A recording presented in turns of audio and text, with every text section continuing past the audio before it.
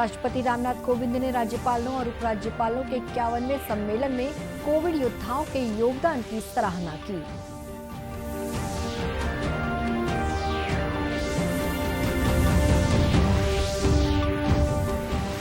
केंद्र सरकार द्वारा सांसद स्थानीय क्षेत्र विकास योजना पुनः बहाल किए जाने का दुर्ग सांसद विजय बघेल ने स्वागत किया।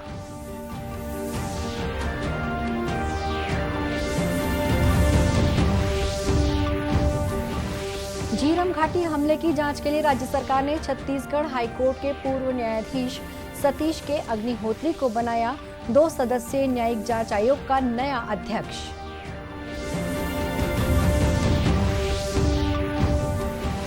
और लोक आस्था के महापर्व छठ का 4 दिन का अनुष्ठान आज उगते सूरज को अर्घ्य अर्पण के साथ ही संपन्न हुआ।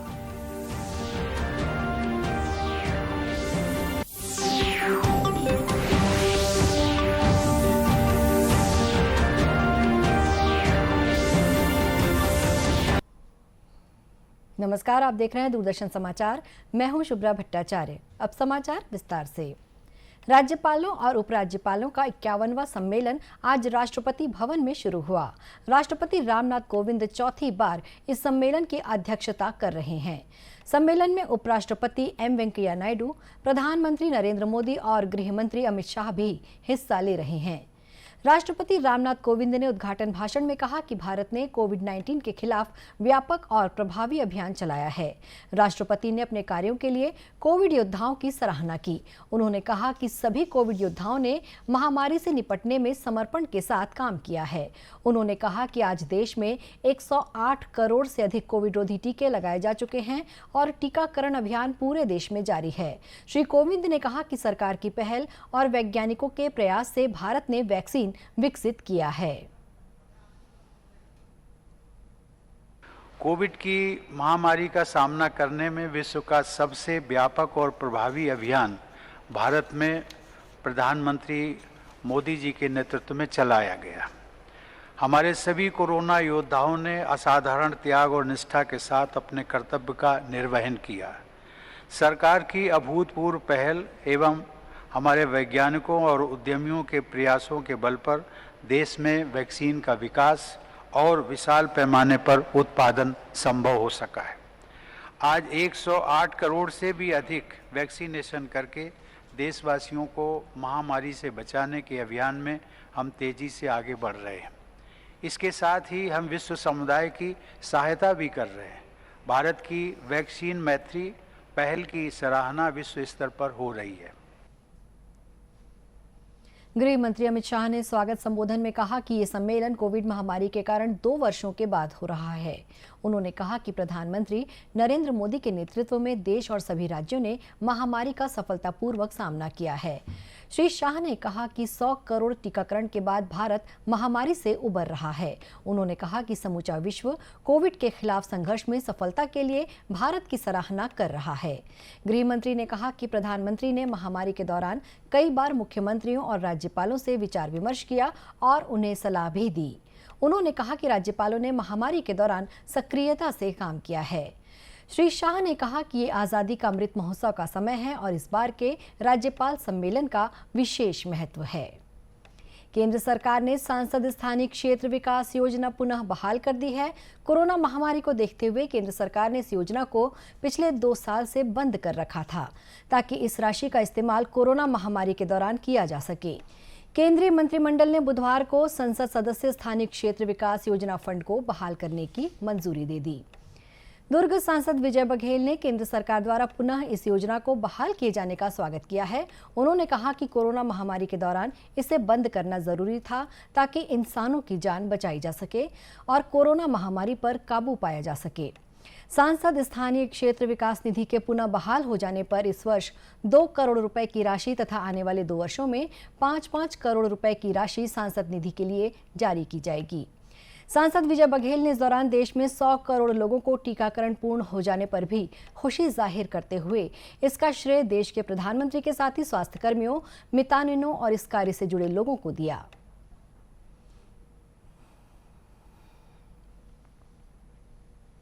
सांसद निधि जो कोरोना महामारी के कारण रुकी हुई थी और आवश्यक भी थी, 2 साल तक सांसद निधि रोक के माननीय प्रधानमंत्री जी ने जो अभूतपूर्व कार्य किए हैं वो इस निधि के दूसरे सदुपयोग से बढ़ के है, क्योंकि हिंदुस्तान के लोगों का जीवन बचाना ज़्यादा जरूरी था। अगर जीवन नहीं रहेगा तो विकास को क्या करेंगे।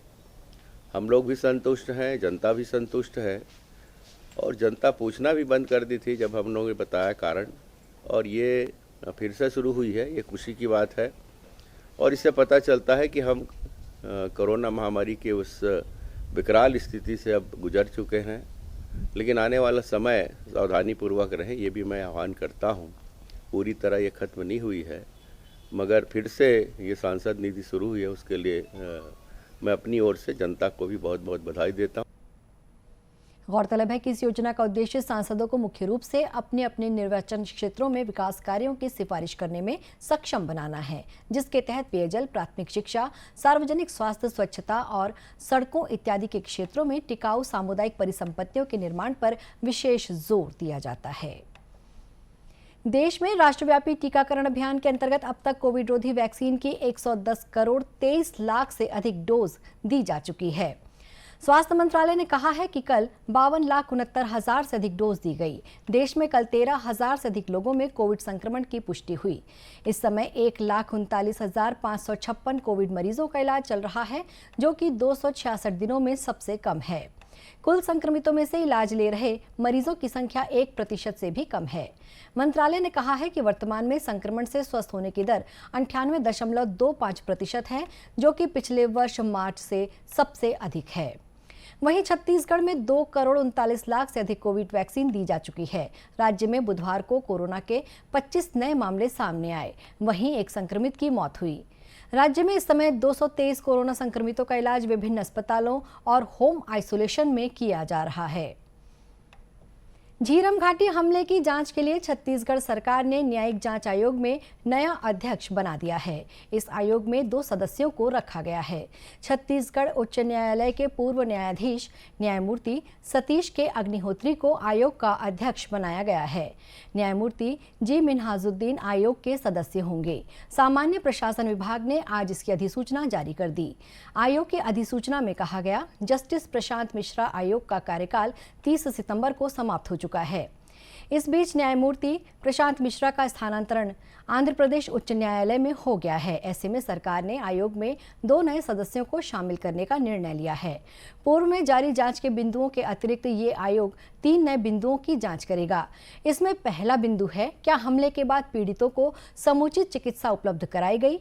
दूसरा, ऐसी घटनाओं की पुनरावृत्ति रोकने के लिए क्या समुचित कदम उठाए गए थे। तीसरे में अन्य महत्वपूर्ण बिंदु जो परिस्थितियों के मुताबिक आयोग निर्धारित करे। इस आयोग को 6 महीने में जांच पूरी कर रिपोर्ट राज्य सरकार को सौंपने का निर्देश हुआ है।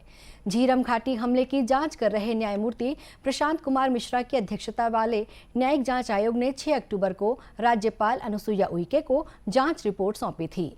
गौरतलब है कि कांग्रेस की परिवर्तन यात्रा पर 25 मई 2013 को झीरम घाटी में हुए एक नक्सली हमले में 29 लोग मारे गए थे।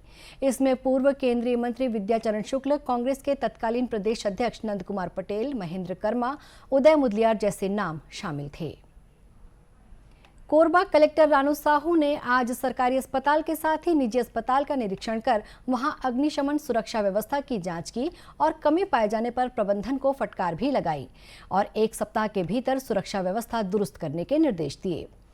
कलेक्टर ने निजी अस्पताल के 3rd फ्लोर पर धुआं कराकर फायर अलार्म और स्मोक डिटेक्टर की जांच कराई। जांच में हॉस्पिटल का स्मोक डिटेक्टर बंद मिला, जिसे लेकर कलेक्टर ने अस्पताल प्रबंधन को चेतावनी देते हुए 1 सप्ताह के भीतर सारी व्यवस्था दुरुस्त करने के निर्देश दिए। इसी तरह जिला अस्पताल के SNCU वार्ड में नवजात शिशुओं के उपचार और सुरक्षा व्यवस्था की भी उन्होंने जांच की। अस्पताल में कमियां मिलने पर कलेक्टर ने तत्काल सुरक्षा व्यवस्थाओं के साथ ही अग्निशमन व्यवस्था को पुख्ता करने के आदेश दिए। फायर फाइटिंग के जो है इंसिडेंट्स विभिन्न हॉस्पिटल्स में, मॉल्स में हो रहे हैं और जिसके कारण कई लोगों की जान भी जा रही है। हाल फिलहाल में आपने न्यूज़ में पढ़ा भी होगा कि जो पेडियाट्रिक आईसीयूज़ होते हैं वहाँ फायर की इंसिडेंट्स हुए हैं, रायपुर में भी हुए हैं। तो इसको ध्यान में रखते हुए हमें निर्देश प्राप्त हुआ है कि सभी ऐसी जगह जहाँ जैसे हॉस्पिटल, मॉल है, वहाँ फायर फाइटिंग सिस्टम सही ढंग से काम कर रहा है कि नहीं। तो इस तर्ज पे आज हम देखने आए थे यहाँ और पूरी व्यवस्थाएं सही है, बट फायर एक्सटिंग्विशर का भी डेमोन्स्ट्रेशन लिया है। कुछ इनके सिस्टम है, स्मोक डिटेक्टर और बाकी सभी चीज़ें वो काम नहीं कर रहे हैं, उनको ठीक करके फिर से डेमोन्स्ट्रेशन कराने का निर्देश दिया। गौरतलब है कि राज्य सरकार के आदेश के बाद जिला प्रशासन द्वारा अस्पतालों सहित भीड़ भाड़ वाले इलाके जैसे मॉल और अपार्टमेंट में अग्निशमन सुरक्षा व्यवस्था पर कड़ी नजर रखी जा रही है। लोक आस्था का महापर्व छठ का अनुष्ठान आज उगते सूर्य को अर्घ्य अर्पण के साथ संपन्न हो गया। नदियों और तालाबों के तट पर सूर्य देव को अर्घ्य देने श्रद्धालुओं और व्रती महिलाओं की भीड़ उमड़ पड़ी। लोक आस्था के पर्व छठ पर व्रती महिलाओं के साथ परिवार के सदस्य सिर पर फल और पूजन सामग्री को लेकर घाट पहुंचे। यहां सामूहिक रूप से सूर्य देव को अर्घ्य देकर मंगल कामना की गई। छठ मैया के भक्तिमय गीतों के बीच महिलाओं ने आज सुबह उदीयमान सूर्य देव को अर्घ्य देकर व्रत की पालना की। बुधवार की शाम राजनांदगांव में व्रती महिलाओं ने मिथिलाधाम गणेश मंदिर स्थित मोती तालाब में अस्त होते सूर्य को अर्घ्य दिया और सुख समृद्धि की कामना की। नहाय खाए से शुरू होकर 4 दिनों तक चलने वाली छठ पूजा के लिए शहर के मिथिलाधाम गणेश मंदिर स्थित मोती तालाब में पूजा अर्चना के लिए व्यापक तैयारी की गई थी। इस मौके पर व्रती महिलाओं ने बताया कि संतान की सुरक्षा, उनकी लंबी उम्र और सुख समृद्धि की कामना को लेकर ये पर्व मनाया जाता है।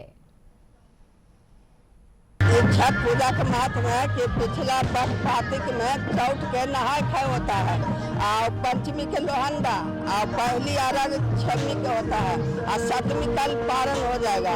इसमें महत्व में इतना बहुत अच्छा है। इससे भगवान धन पुत्र, जिसको पुत्र नहीं देते हैं, जिसको धन नहीं है, सब चीज इसको मन कामना भगवान पूरा करते हैं। ये बात करना से बहुत उत्तम है। छठ पर्व पर बधाई देने के लिए सांसद संतोष पांडे सहित भाजपा के जनप्रतिनिधि तालाब घाट पहुंचे। इस मौके पर उन्होंने लोगों को छठ पर्व की शुभकामनाएं और बधाई दी। हमारे सभी तीज त्योहार एकदम वैज्ञानिक पूर्ण है और आदित्य नारायण भास्कर भगवान की आराधना करने का ये पर्व है। जल में खड़े होकर के जिस प्रकार से तपस्या करते हैं भगवान भास्कर के, सब प्रकार की मनोकामना पूर्ति होती है और वास्तव में प्रकृति पूजा है। आज इस अवसर पर मैं सभी अपने क्षेत्रवासियों को हृदय से शुभकामना प्रेषित करता हूं, बहुत बहुत बधाई देता हूं। उधर भिलाई और दुर्ग में भी छठ पर्व को लेकर लोगों का उत्साह देखते ही बना। सुबह से ही लोग परिवार के साथ तालाबों के तट पर पहुंचे और उगते सूर्य को अर्घ्य देकर परिवार की सुख समृद्धि की कामना की। जगदलपुर में दलपत सागर के तट पर भी आज बड़ी संख्या में श्रद्धालु पहुंचे। आतिशबाजी और गाजे बाजे के बीच उन्होंने विधि विधान के साथ उगते सूरज की आराधना की। घाट पर सुरक्षा व्यवस्था के व्यापक इंतजाम किए गए थे। राजनांदगांव में कल अखिल भारतीय कवि सम्मेलन का आयोजन किया गया। इस आयोजन में प्रदेश के मुख्यमंत्री भूपेश बघेल भी उपस्थित हुए और दर्शक दीर्घा में बैठकर देर रात तक काव्य पाठ का आनंद लिया।